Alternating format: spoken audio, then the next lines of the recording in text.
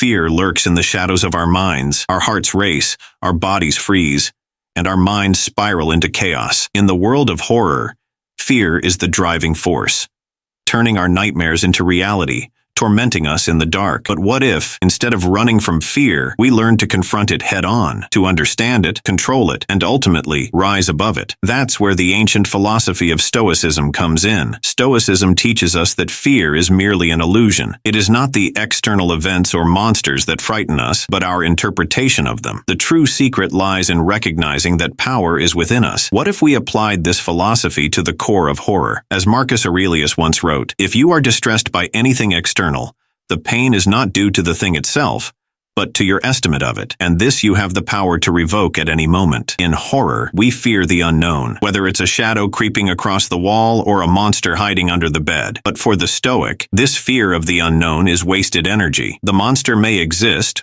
or it may not, but what fuels its power over us is our anticipation, our dread. The Stoic understands that what will happen is beyond our control. It is our response to that unknown that defines us. The darkness may conceal something terrifying, but it is not the darkness itself that harms us. It's our fear of it. Death is another constant theme in horror. Whether it's a ghost haunting the living, a serial killer stalking victims, or a character facing an inevitable fate, death is always around the corner. Yet to the Stoic, death is not to be feared. Epictetus reminds us, it is not death that a man should fear, but he should fear never beginning to live. In horror, the fear of death drives characters to panic, make irrational decisions, and often leads them to their doom. But the Stoic knows that death is a natural part of life, an inevitability that should be faced with courage, not terror. By accepting the reality of death, we free ourselves from the chains of fear. The monster no longer has power over us because we have already come to terms with our fate. Stoicism doesn't teach us to simply stand still in the face of horror. It doesn't mean the absence of action. In horror, it's often the characters who stay composed, logical,